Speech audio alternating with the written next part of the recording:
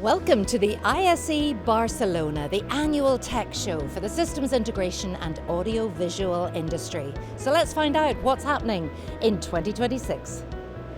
Magewell have been in the industry now for 15 years, and Amy is going to talk to us today a little bit about what's new, what's happening in the Magewell world. First of all, Amy, tell us all about Magewell. Sure. Magewell is committed to the input and output technology since our foundation.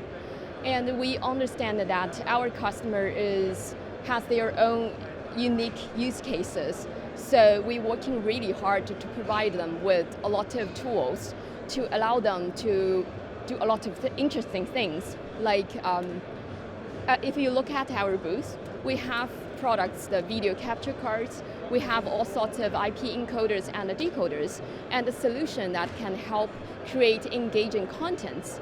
And we see them widely used by content producers in live production and remote production, by corporates and schools to bring the contents into their meetings and classes, or by churches or venues to do live streaming and video distribution.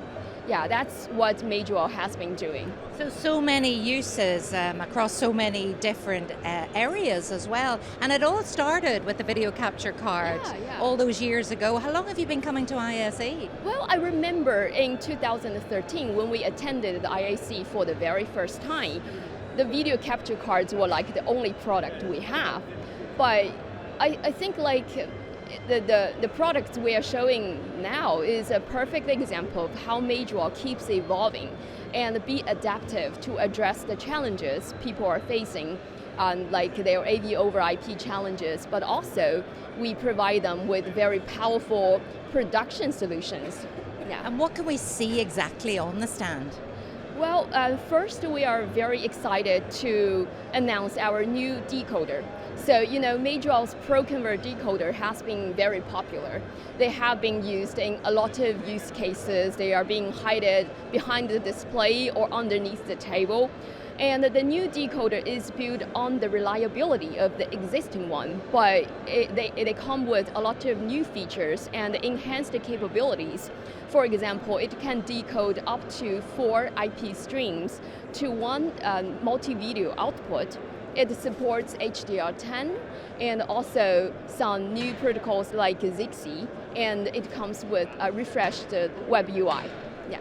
And in terms of all of the different markets that we spoke about there, how easy is it for you in charge of sales to really understand what the customer wants and make sure that they get and understand how to use the products easily? Yeah, it's a very interesting experience because every customer, they have their unique use cases. And what we are trying to do is we would like to give them the flexibility and also the scalability to use Magewell's products. So it's not, they don't need to worry about tied into like one solution or something. They can always fit into either their tight budget, or they can always to have the very high quality experience of using our products. You mentioned tight budgets there. Do you get a sense that is quite common across a lot of the different markets? Yeah, it's very interesting that we see that broadcasting customers, they are trying to check the commercial grade AV equipment to fit into their tight budget, but they don't, or they are concerned they will make compromise to the quality.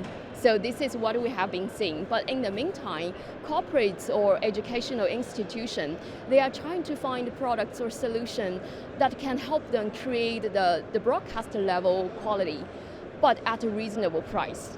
Yeah. Everybody wants that. Yeah. What do you think the future holds then? What will you be working on next? Well, I think our key role is to provide them with a wide range of solutions that can benefit both customers, because Magewell is one of the few companies who start to offer products that can be used both by broadcasters but also different vertical markets. So we see our momentum is still with those vertical markets that we have seen significant attractions, but also to help them balance between like the budget or the tools they would like to use. So in other words, we would like to give the like a corporates or educational institutions the tools.